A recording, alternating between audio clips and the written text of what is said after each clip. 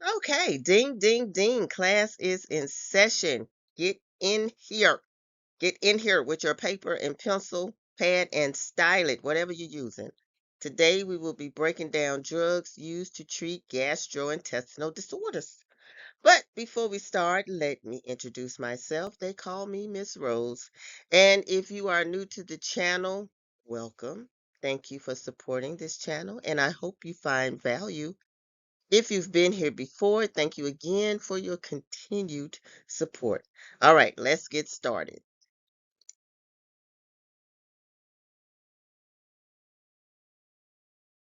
We're going to talk about drugs used to treat gastroesophageal reflux or GERD and peptic ulcer disease. Peptic ulcer disease, not pelvic. I'm thinking pelvic inflammatory, PID. This is PUD, okay? All right, let's go. Now, before we talk about medications, I always like to start with a little A&P. So, if you understand how the body works, there's a better chance of you um, being able to recognize things when it goes wrong, right? So, I'm going to start with the stomach, physiology of the stomach. Even though we know the GI um, track starts with the mouth. I'm skipping the mouth, skipping the esophagus, going straight to the stomach. Now, the stomach is normally a storage pouch. And what is it storing? It's storing food, all right? The food that we eat. But not only does it store the food, it churns the food or mixes the food and then empties the food. And it empties the food into the first part of the intestines called the duodenum, right? Okay, so the stomach has three functions: storing food, mixing food, and emptying food. If any one of these is off, we're going to have a disruption in homeostasis, correct? Okay. Um, then what I mean by that is what? If the stomach can't store the food, so as soon as you eat something, it's coming back up. Now we got emesis, the patient is vomiting. We have a disruption in homeostasis. How would they get the nutrients if they're not able to, if the stomach's not able to store the food? If the food is going in but it's not being mixed, then again, how will the body get the nutrition that's required if it can't break down the food that we eat? And then if the stomach cannot empty the food into the small intestines where most absorption takes place, we're going to have a problem. We're going to have a problem in homeostasis, and we're going to have a nutrition imbalance. Okay, enough A&P. I love A&P. You hear me talk about A&P all the time. Okay, so now consider the clinical significance of the gastric secretions. We have it right here on the slide. Hydrochloric acid. What is that? Hydrochloric acid is produced by the parietal cells.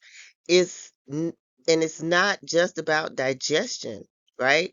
It creates that optimal gastric pH necessary for the various processes. Importantly, these same cells, parietal cells, also secrete intrinsic factor, right? A deficiency of which can lead to pernicious anemia.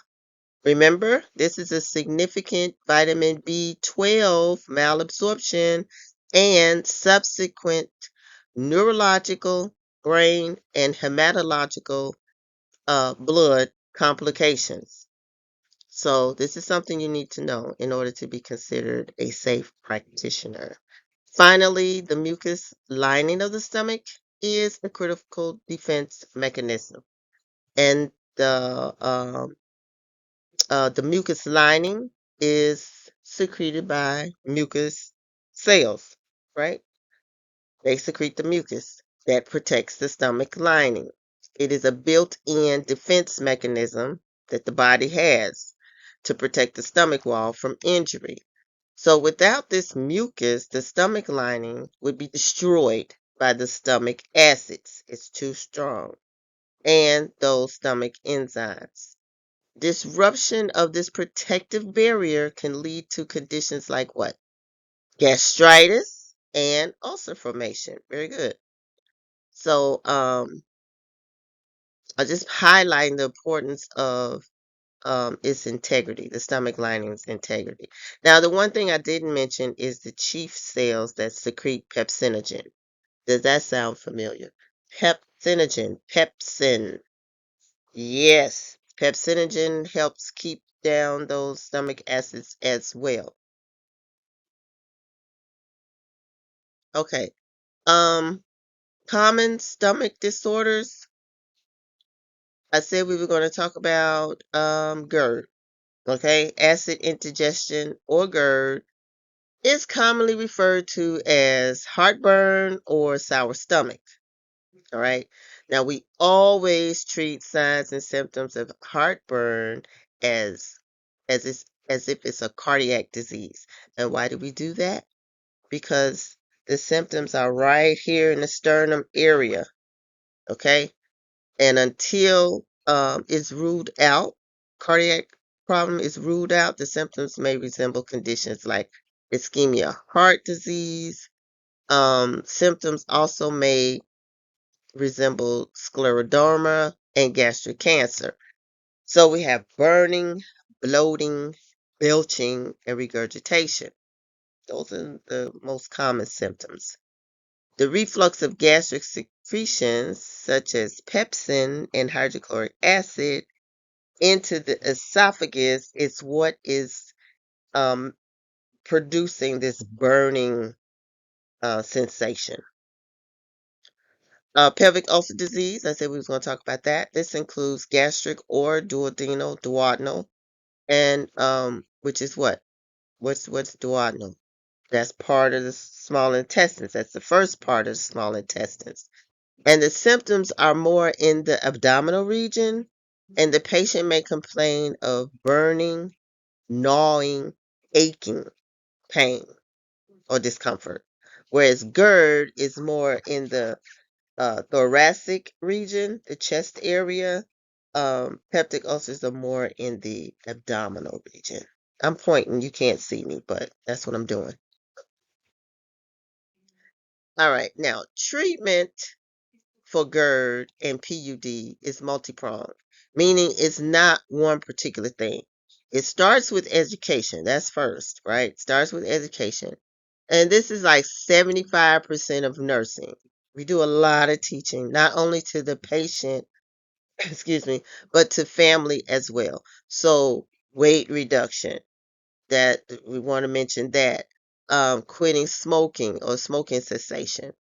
They need to eat smaller meals and avoid eating close to bedtime.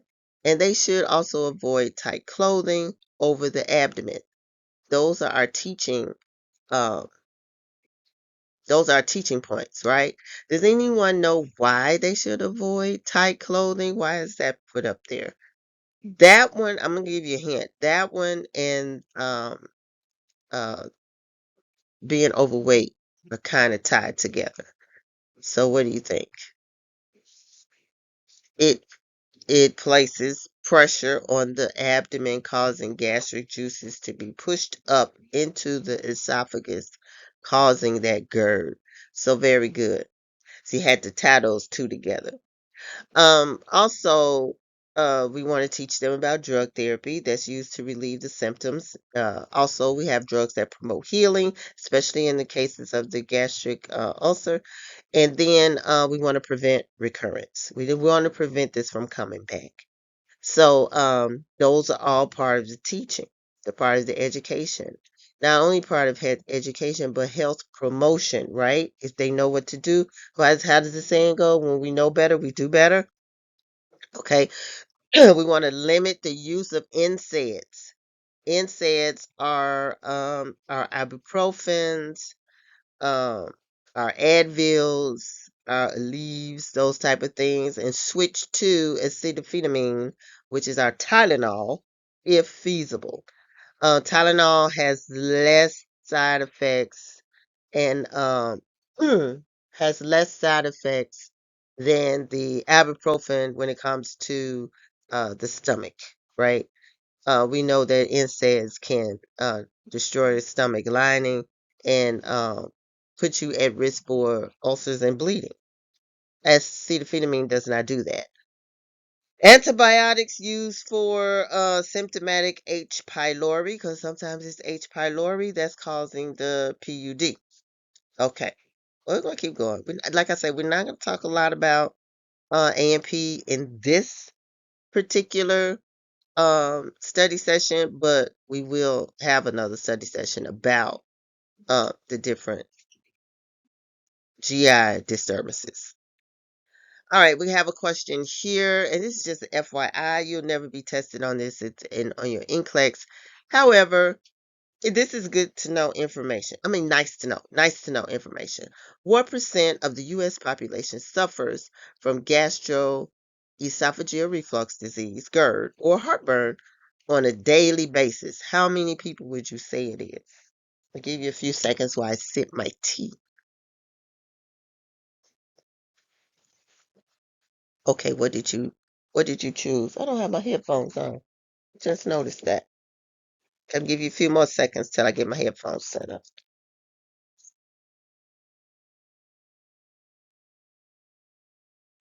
Okay, what do we have? 5% to 7% of the population suffers daily from GERD, a very common stomach disorder. Okay, very good. One thing we didn't mention though, I think we should mention is how did these juices how are these juices able to back up into the esophagus and cause this burning? Well, there's a sphincter at the bottom of the esophagus called the LES, the lower esophageal sphincter. And what its job is to close off the esophagus. Once you swallow the food and it makes its way down into the stomach, it's supposed to close off to prevent that backflow of juices up into the esophagus. But it's not functioning properly. And that's how some of these juices are getting back up into the esophagus and causing our symptoms. Okay, now let's look at some drugs. We're going to look at antacids since we're talking about GERD. Let's talk about antacids.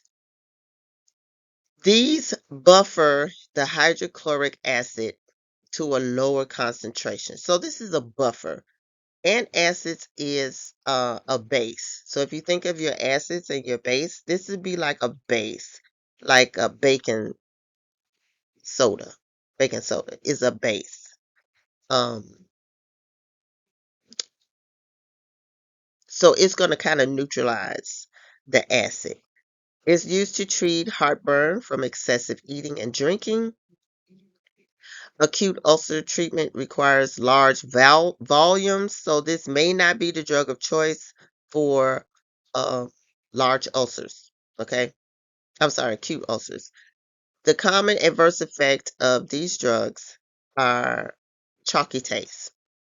So they really don't do too much damage. They just have a chalky taste. You don't want to eat a lot though, because again, it is a base, and you need the stomach acids and enzymes to break down the foods. But you just want to keep whatever stomach acids that's getting past that LES coming up into the esophagus from burning the esophagus. Okay. Serious adverse effects would be constipation if you're using antacids with calcium or aluminum, and diarrhea if you're using antacids with magnesium. They're made with magnesium.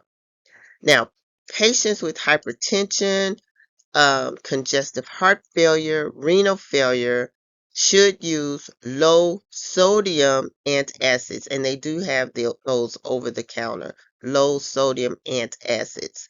Patients with renal failure shouldn't use large quantities of magnesium because they're already having trouble filtering, right? They're already having trouble filtering, so they shouldn't be using those in large quantities.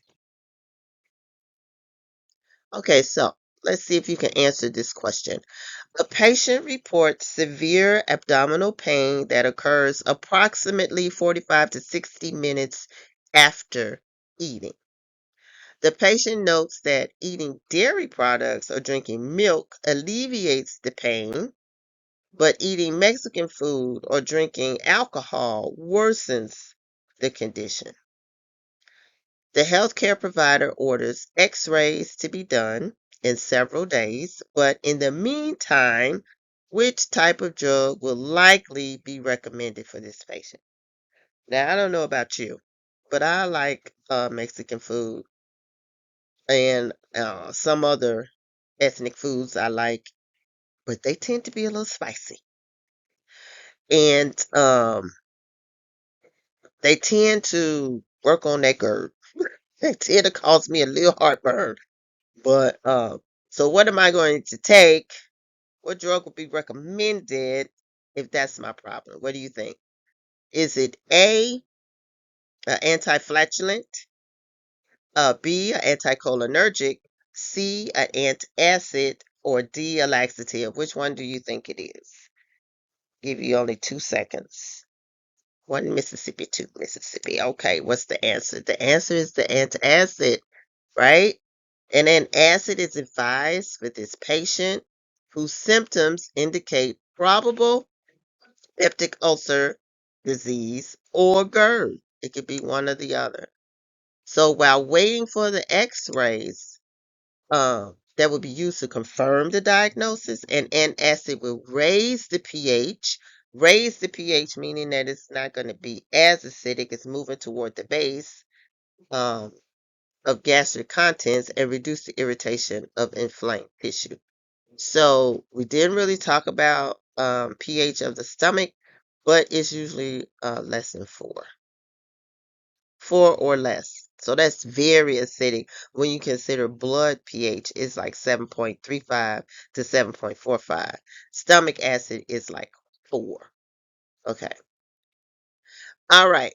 And we have another one here. What is a common adverse effect of aluminum-based antacids, especially when consumed in large quantities? Is it A, diarrhea, B, constipation, C, dyspepsia, or D, flatulence? Which one do you think it is? Well, okay, you ready? Let's see. What did you pick?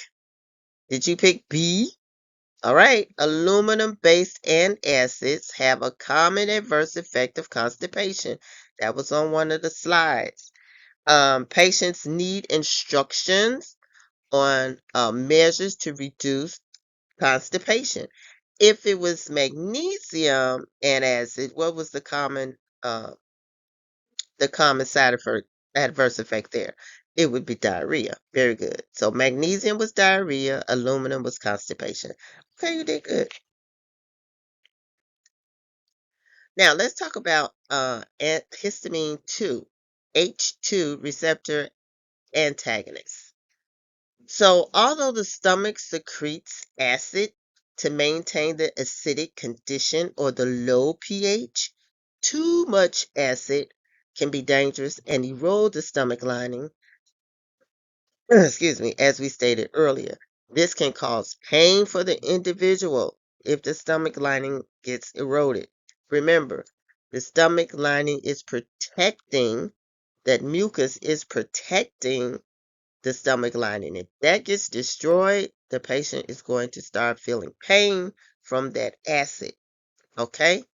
Um, these drugs usually end in DINE, like cimetidine, which is Tagamet, famotidine, which is Pepcid, and ranitidine, which is Zantac. Okay? These drugs are designed to be taken for a short period of time, no more than 2 weeks. So where's my pen? I'm going to write these drugs down. Wait, that's not a pen. I think this is my pen. I like writing on the board. I'm going to write these drugs down. And I think I'm going to write in blue. It is CIMETINE.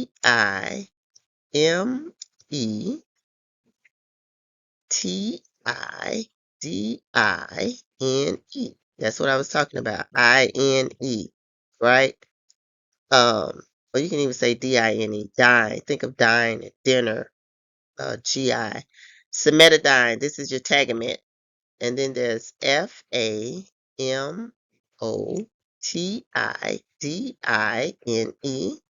This is famotidine, which is your Pepcid.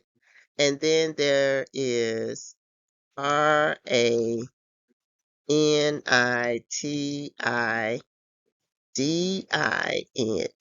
ranitidine. This is your Zantac, okay? So just think about dining, dinner, uh, GI, drugs, okay? Now, their uses, these drugs are used to treat GERD, duodenal ulcers, getting to the small intestine, stress ulcers, and Zollinger-Ellison syndrome. FYI, this drug does cross to the breast milk. So if the patient is planning on nursing, they need to consult with their healthcare provider. Okay. And we know we just talked about overweight and we talked about tight clothing, how those two were related. They were related because they caused pressure, intra-abdominal pressure, which would push up those juices up into the esophagus. So the same thing with the pregnant person.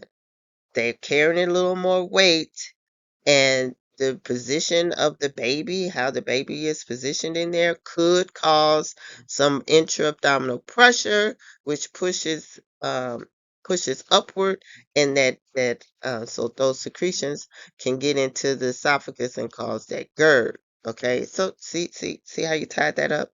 I helped you tie it up, but you tied it up.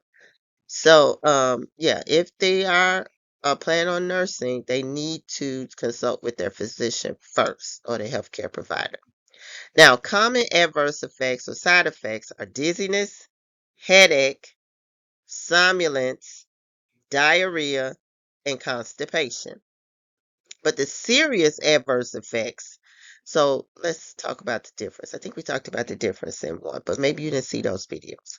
But common adverse or side effects are those things we expect to happen. We know that this is going to happen, okay? And it's not a really big deal, but we need to let the patient know that if you take these drugs, these H2 receptor antagonists, if you take this Pepcid, you may get dizzy, you may get a headache, you may feel a little tired, um, you may get diarrhea or constipation. Okay. But the serious side effects, this is when you need to call a doctor. This is when they need to contact their healthcare provider. Confusion. So now we're talking neuro, right? Disorientation. Now we're talking neuro. The other side effects, look at this.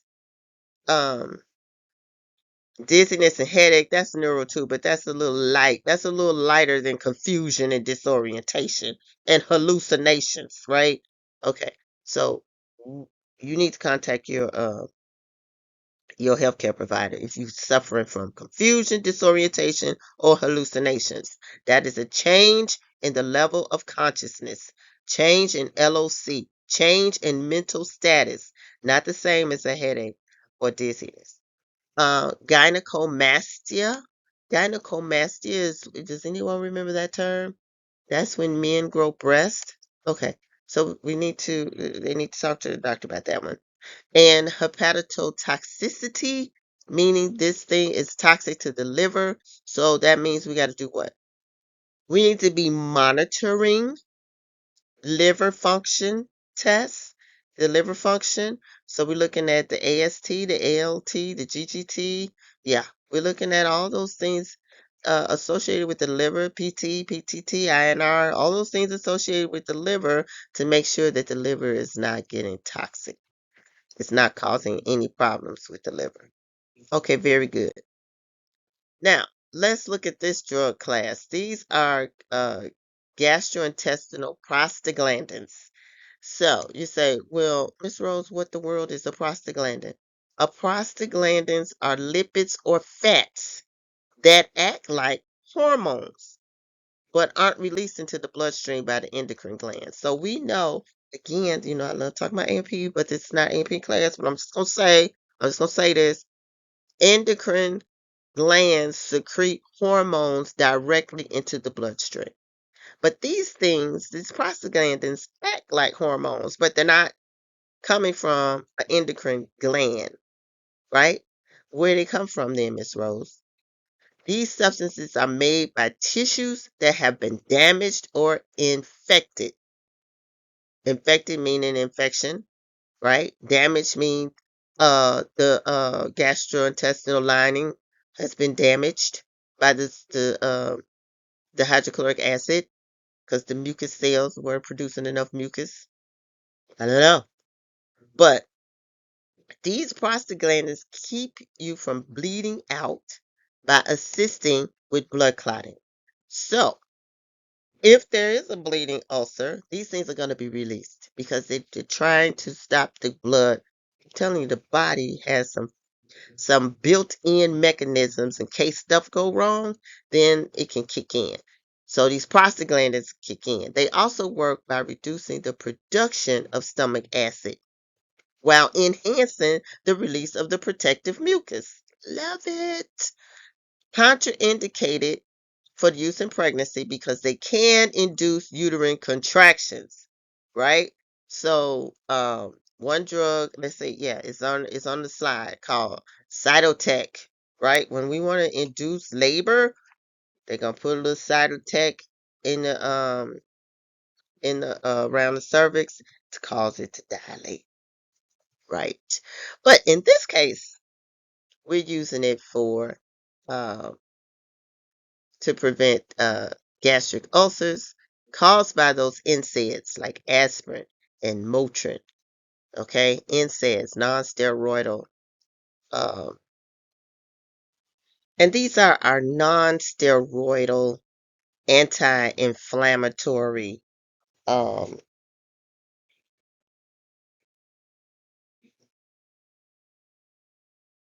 excuse me, our non-steroidal anti-inflammatory drugs, NSAIDs, and that includes aspirin. Not a lot of aspirin on the market these days, but some cold medications or some other medications may have aspirin in them. But when I was coming up, we had Bear aspirin, we had Anacin, we had um this other stuff. It was a powder. I forget the name of it, but it had aspirin in it too. So, but not too much nowadays. It's more acetylphenidine based society now. But prostaglandins are used to treat glaucoma, right? They're used to treat glaucoma, dilate the cervix in pregnancy, like we said earlier. It's also used to treat erectile dysfunction by dilating blood vessels and also to treat postpartum hemorrhage. But we're just talking about it in the context of GI today. Common adverse effect of these prostaglandins is diarrhea. And it's contraindicated, meaning it shouldn't be taken in pregnancy because there's a risk of miscarriage because of the uterine contractions, because of the uterine contractions.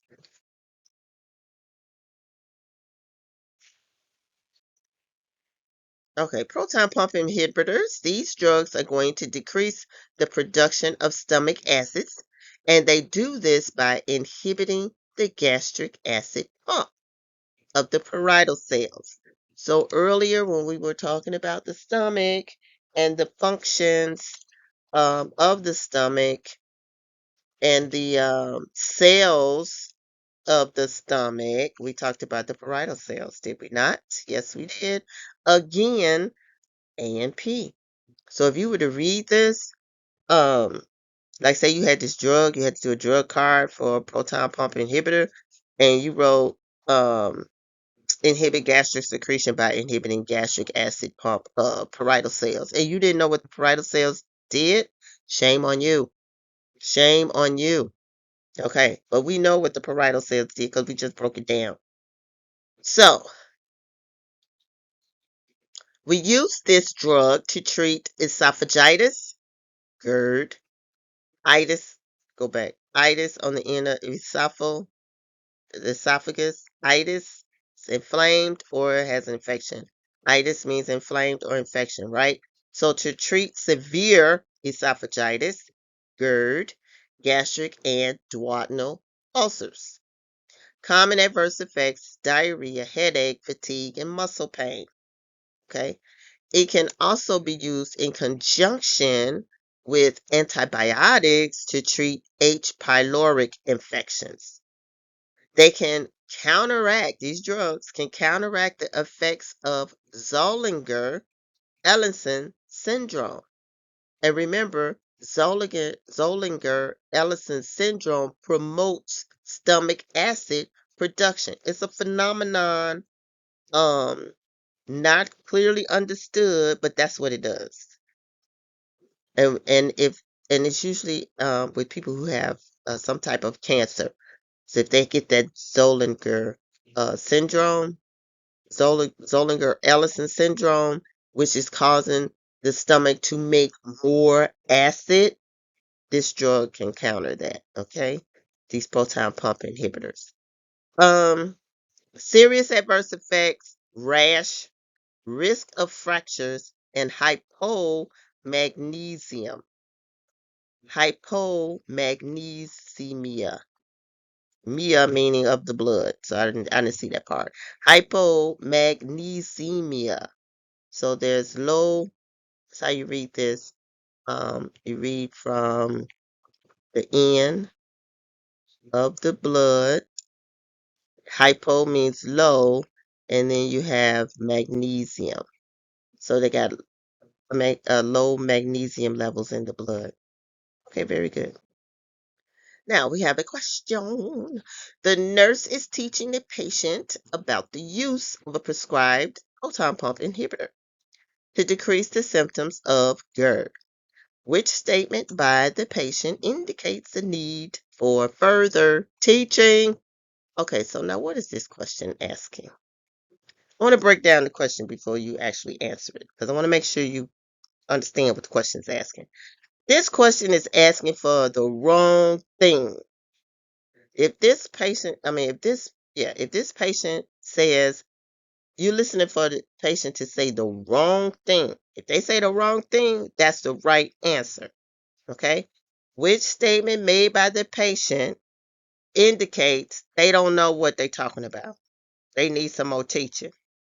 Okay? That's what this question is asking. So what's the answer? Is it A? This medication will coat my stomach so it doesn't hurt so much. Or is it B? This medication will lower the amount of acid in my stomach. Or is it C? If I develop a rash, I'll let my healthcare provider know right away. Or is it D? I'll make sure to drink plenty of water. What do we got? Yeah, those are your different patients' voices. Okay? All right. So, did you choose? Drum roll. Did you choose A? You should have chose A. A is the wrong thing to say. Proton pump inhibitors do not coat the stomach. What do? They inhibit gastric secretion by inhibiting what? The gastric acid pump of the stomach's which cells? Parietal cells, thereby reducing the symptoms of excess gastric acid. A rash is not common and should be reported. A diet with plenty of fluids and fiber will guard against further gastric symptoms. Very good. Very good. All right. Now, this drug is one of my favorite. This one, this one I remember when I was in school because it was the only one that was a coating drug, meaning it didn't work by inhibiting anything or interfering with anything, any gastric juices. This one adheres to the ulcer itself and protects it so that it can heal. And it's called sucralfate or carafate. It it is the coating agent. So, um, again, it adheres to craters of an ulcer, protecting it from acids, pepsin, and bile salts. All of that's in the stomach. It's used to treat duodenal ulcers for patients who cannot tolerate other therapies. And then the common adverse effect for this one is constipation, dry mouth, and dizziness. And I have dry mouth right now. Hold, please. I have to take a sip of tea. Okay. Today I have my this is something new. This is lemon and echinacea plus vitamin C, but it's in black tea. I normally drink green tea, but I picked this up by mistake. But it's pretty good. It's pretty good. Okay, I digress.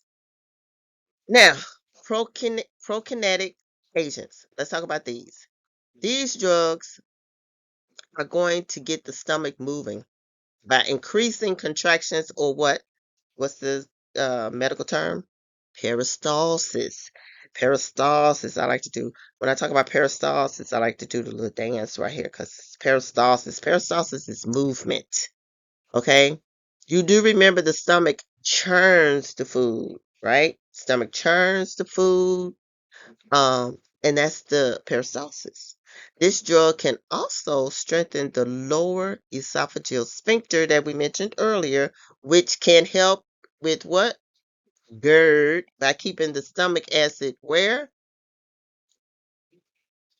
In the stomach from backing up into the esophagus. Very good. So this is Reglan, metoclopramide, metoclopramide, Reglan, very common drug. Um, So again, it reduces reflux, increases stomach contractions. So it's going to empty this, get this food out of the stomach. Okay, stomach it's not going to food just not going to be sitting there. It's going to get it moving, churning, and get it out. And relax the pyloric valve and increase peristalsis. Very good. Let's see. Um, Again, the most common drug in this class is the Reglan and is the only one approved to treat gastroparesis. Now, gastroparesis is found in who? We'll probably talk about that when we get to endocrine drugs. But this one is gastroparesis is found in diabetics. Only diabetics. Okay? All right. Now, common side effects: drowsiness, fatigue, lethargy, dizziness, and nausea. Okay. This drug can also be used, I didn't mention this, but this drug can also be used as an antiemetic. So if somebody's throwing up, the doctor can order Reglan. Now, he's not going to order Reglan Keel. He's going to order Reglan IV. Okay. It's going to stop the vomiting. Okay. Very good. Um,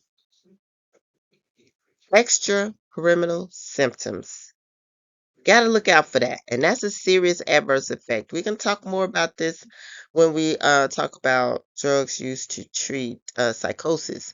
But most times, extra or EPS, extra pyramidal symptoms, are a result of someone taking uh, antipsychotic medications for a long period of time.